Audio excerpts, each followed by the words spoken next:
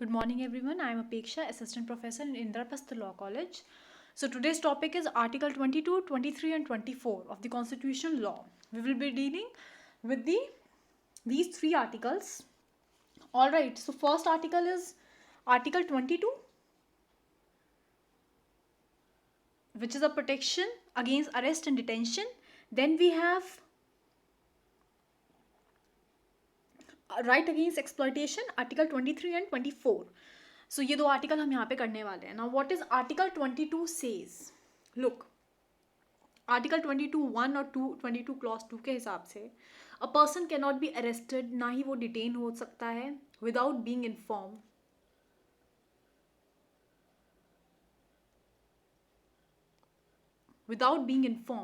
why he is being arrested. However, a person who is arrested cannot be denied to be defended by the legal practitioner of his choice. So, in fact, this means that the arrested person has the right to hire the legal practitioner to defend himself or herself.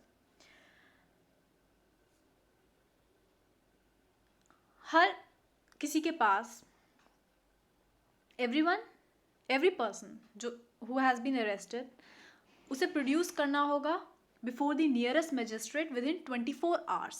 24 hours के अंदर उसको जो भी nearest magistrate होगा उसके सामने produce करना होगा जो भी पर्सन अरेस्ट हुआ है. These are some right protection against the right against arrest and detention. Then custody of the detained person, it cannot be beyond the said period except by the authority of magistrate. जितना period दिया हुआ है तब तक ही detain कर सकते हैं आप, उससे ज़्यादा नहीं कर सकते. करेंगे तो फिर मजिस्ट्रेट की परमिशन के बाद ही. सो ये कुछ आर्टिकल हैं प्रिवेंटिव डिटेंशन पे. इसमें दो चीज़ें हो गई, एक प्रिवेंटिव डिटेंशन, एक right of arrest. Right, see confinement it is imposed generally on a defendant in criminal case. Right, हम प्रिवेंटिव डिटेंशन की अगर बात करें तो arrest chapter 5 of CRPC it's being given there. Then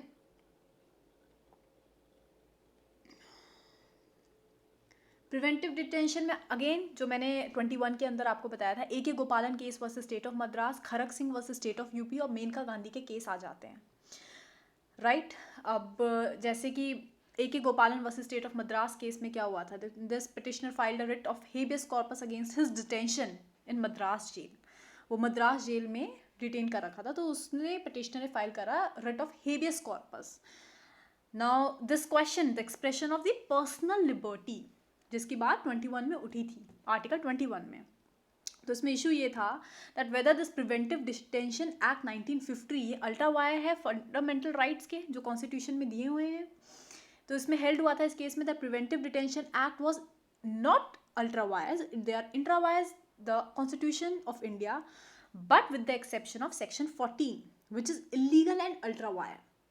so further ये बोला गया था दैट आर्टिकल 21 एप्लीकेबल है to preventive detention and preventive detention act 1950 से, जो कि परमिट करता है डिटेंशन 3 महीने से ज़्यादा की एंड एक्सक्लूड करता है कोई necessity, exclude the necessity of consulting and advisory board. तो ये सब चीज़ें AK Gopalan case versus state of Madras में हुआ था. Then Kharak Singh versus state of UP आया. इसमें the court basically stated that personal liberty was not only limited to bodily restraint or enforcement. इसमें खरक सिंह पे चार्ज हुआ था डेकॉइटी का केस, बस उसे रिलीज कर दिया था क्योंकि उसके खिलाफ कोई एविडेंस नहीं मिला था, अवेलेबल नहीं था. हाउएवर पुलिस उसकी मूवमेंट्स, उसका आना जाना, कहाँ वो क्या काम कर रहा है रात में, सब कुछ मॉनिटर करती रही. सो कोर्ट ने ये कहा that an unauthorised intrusion into a person home and disturbance cause to him ये वॉयलेट करेगा उसकी पर्सनल लिबर्टी आर्टिकल 21 में. सो ये Kharak Singh versus state of UP में हुआ. फिर मेनका गांधी का केस आता है. इसमें फिर पर्सनल लिबर्टी आर्टिकल 21 को एक widest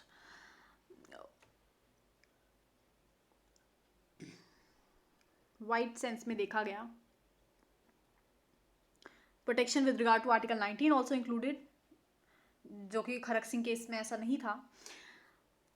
then supreme court's role of explaining the constitutionality of preventive detention, it has been really enormous and positive also. Now habeas corpus case article 30 habeas corpus जो कि article 32 and 226 ये empower करता है supreme court और high court को to issue the writs. अब habeas corpus का क्या मतलब हुआ? इसका मतलब हुआ you may have the body, right? You may have the body. It is a writ issued calling upon person by whom another person is detained to bring the detainee before the court. जो कि court में बताया कि किस authority से उस इंसान को डिटेन कर रखा है. सो फिर आता है हमारे पास सुनील बत्रा वर्सेस दिल्ली एडमिनिस्ट्रेशन का case. Alright, so these are some cases जिससे हमारे protection against arrest and detention की बातें होती हैं. अब आर्टिकल 22(3) क्या कहता है? That is also important. See, article 22(3) says that above these safeguards, ये जो दिए हुए हैं, that every person who has been arrested उसको 24 घंटे के अंदर अंदर मजिस्ट्रेट के सामने लाना होगा. कस्टडी डिटेन पर्सन की वो ज़्यादा एक पीरियड से ज़्यादा नहीं जा सकती है, जितना दिया गया उससे प्रिस्क्राइब पीरियड से ज़्यादा. जो the person who is arrested वो डिफेंड नहीं, deny, he can not be denied to defend by the legal practitioner, उसके चॉइस का वो भी मिलना चाहिए. तो ये सारे कुछ राइट्स हैं उन लोगों के, the people who have been arrested, the people who get detained.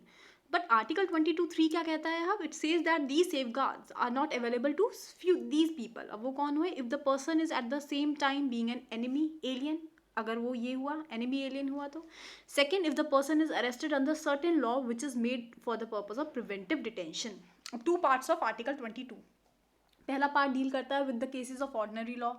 That is when a person is alleged to have committed an offence. Second part deal with the case of preventive detention law when police authorities are suspicious.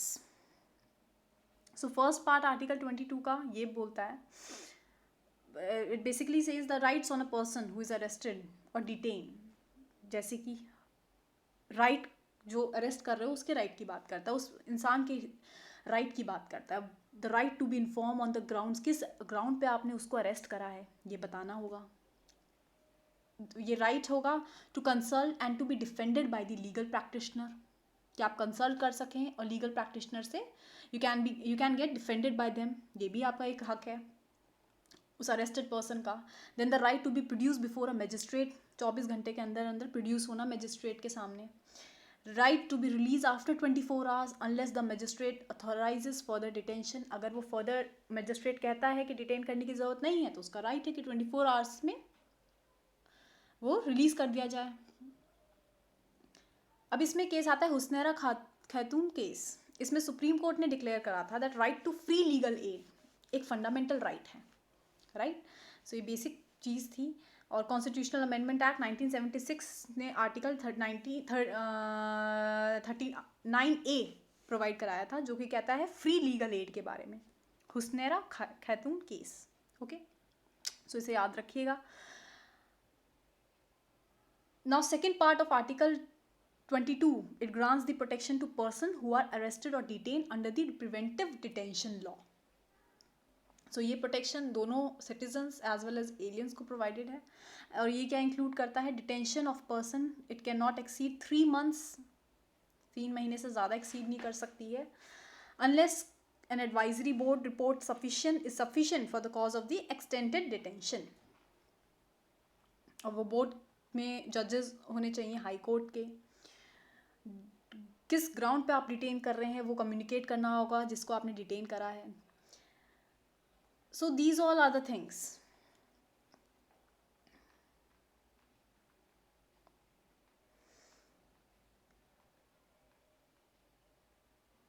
अब since कुछ laws आए थे, ये 2 case आपको बता ही दिए हैं. 24, 23, 24 बाद में देखेंगे. इसमें कुछ केसेस आए थे, इतना ही है 22.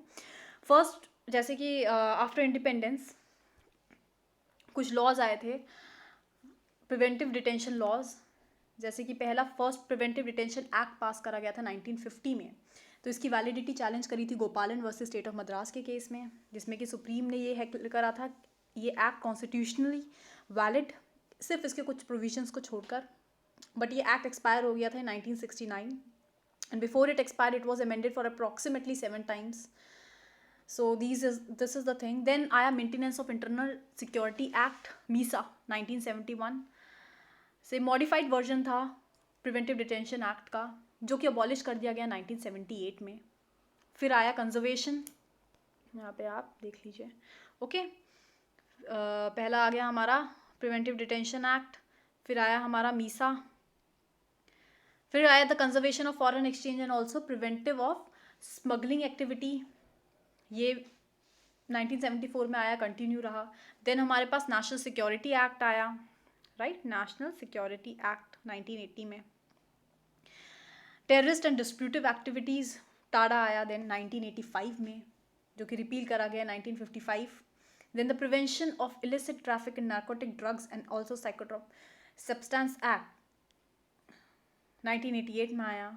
फिर प्रिवेंशन ऑफ टेररिज्म एक्ट आया पोटा 2002 में, राइट। तो इस तरीके से ये सारे लॉज हैं, प्रिवेंटिव डिटेंशन लॉज हैं कुछ।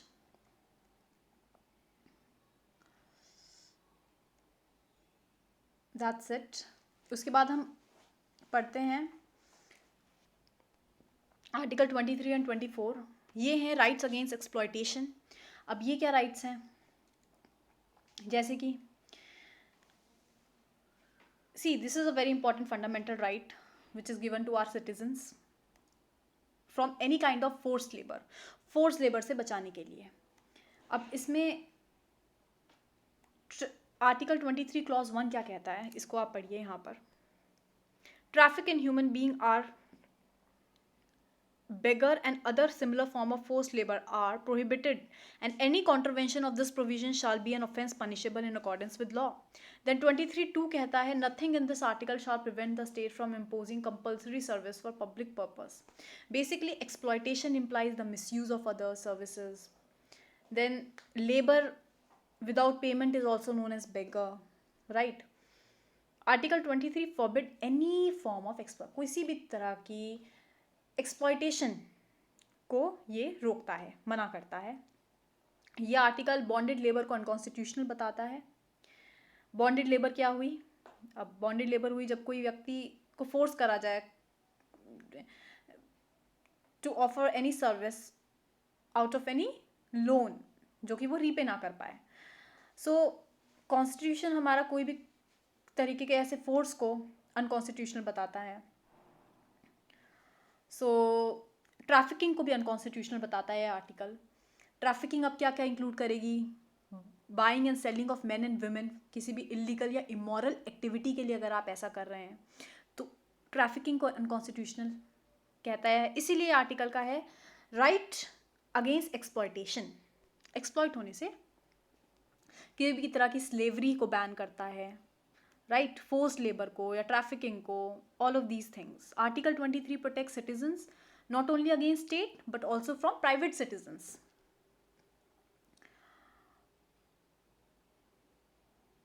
So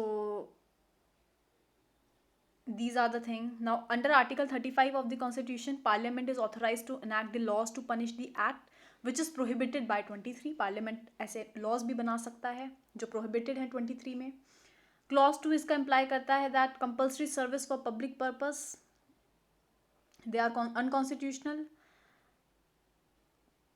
अब जो लॉज कुछ पास हुए हैं पार्लियामेंट से under article 23, suppression of immoral traffic in women and girls 1956, या bonded labour system abolition act 1976, ये सारे एक्ट हुए। So 23 and 24 they constitute a group under the head of the right against exploitation. अब exploitation is oppose to dignity of the individual, जो कि preamble में खुद दी हुई है और आर्टिकल 39 ई एंड एफ में भी। सो आर्टिकल 23 आप क्रक्स समझ गए हैं, that it forbids the traffic in human being, beggars, मान लीजिए बेगिंग करना या फिर कोई भी स्लेवरी, किसी भी तरह की बॉन्डेड लेबर, ट्रैफिकिंग, इन सबको इस तरीके से अगर कोई एक्सप्लॉइट करता है तो ये उसको फॉरबिड करता है. एंड फर्दर आर्टिकल 24 ये कहता है that no children below the age of,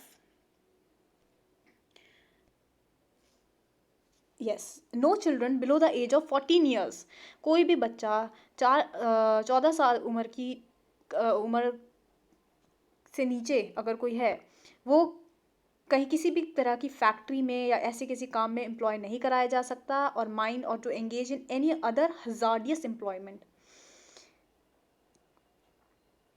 सो इसके चलते पार्लियामेंट ने मॉरल ट्रैफिक प्रिवेंशन एक्ट 1956 और labour bonded labour system abolition act 1976 भी आए थे. So did you just got 24 के चलते देर आर सम लॉज, जैसे कि फैक्ट्रीज एक्ट 1948 आया, माइंस एक्ट 1952 आया, child labour prohibition and regulation act 1986 आया, then child labour prohibition and regulation amendment act 2016 आया. तो इस तरीके के जो हैं, और child labour prohibition and regulation amendment rule 2017 भी आया, जो कि एक ब्रॉड एक फ्रेमवर्क देते हैं फॉर प्रिवेंट करने के लिए या प्रोहिबिट करने के लिए, बचाने के लिए, रिहेबिलिट करने के लिए ऐसे बच्चों को, एडोलेसेंट वर्कर्स को, राइट. तो उनके लिए ये सारे लॉज हैं.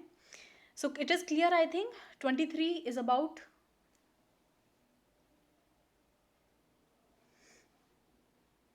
the right against exploitation, 24 is also about it, and 4 specifically children's के बारे में कह रहा है, prohibition of employment of children in factories and etc. Right? So article 24 says that no child below the age of 14 years shall be employed to work in any factory or mine or engage in other hazardous employment. This article forbid the employment of children below the age of 14 किसी भी hazardous industry में, factory में या mine. However, the employment of children is non-hazardous work is allowed. अगर non-hazardous work है तो वो allowed है, but hazardous work या इन सब में it is not. So ये 23 and 24 एक article था. Sorry, yes, these were 2 articles. And that's it. In the next one, we will be doing 25 से 28 तक करेंगे, जो कि है right of freedom of religion. हम रिलीजन के बारे में बात करेंगे. ऑल राइट, सो